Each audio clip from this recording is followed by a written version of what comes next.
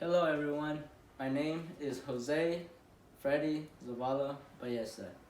My topic for this speech is going to be persuading you guys, the audience, into buying a house.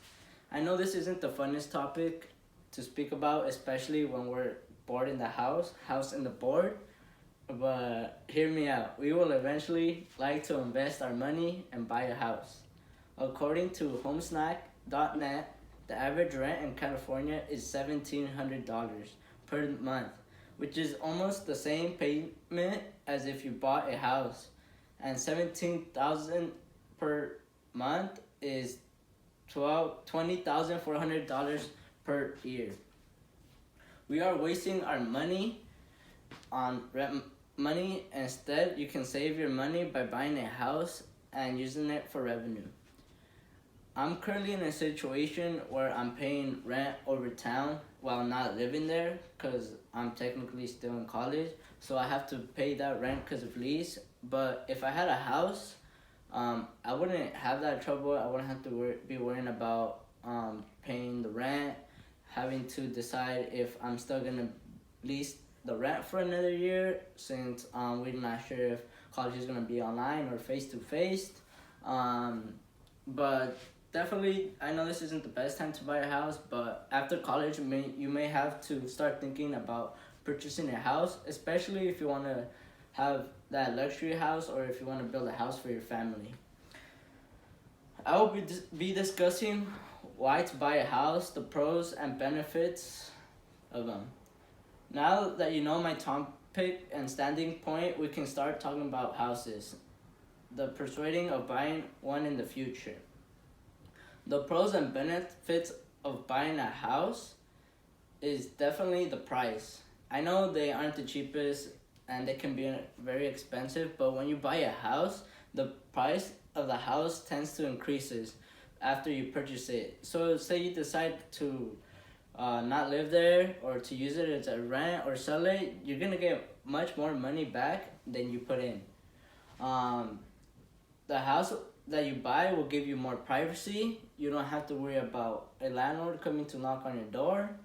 You don't have to worry about damage to the house because it's yours. You also don't have to worry about throwing a huge party because it's at your house. It's yours. If you get a noise complaint, only the cops can tell you something and not the landlord. You can't be kicked out. You can't be charged double. Nothing. You can customize it the way you want. You can paint your walls whatever color you want. You can move things around the way you want. And we as college students like to be very expressive of ourselves. We like to show our diversity and our self-identity and maybe our culture too. You can just set up the way you want it. You can have it any color, whatever you want. For payments for the house, you don't have to worry about it. There's mortgage payments are about the same as rent. So instead of paying for rent, you can be paying towards your own house. In the long run, you can buy multiple houses and rent them out. As I said, they will pay for themselves. And moreover, now that I have informed you on what you can do after you buy your house, I will tell you about how to actually buy one. So there's different ways to buy a house. So you can get loans. So that's money borrowed from the bank. And according to quickenloans.com, the average interest rate is 4.6% interest. So you just calculate how much you can afford. The setting of the place can definitely impact the value of the house.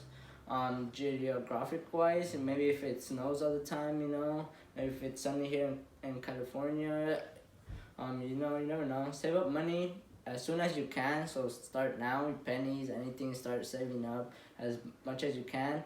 You can do down payments. According to consumeradvocate.org, most lenders prefer down payment of at least 20% or higher to qualify for a conventional loan.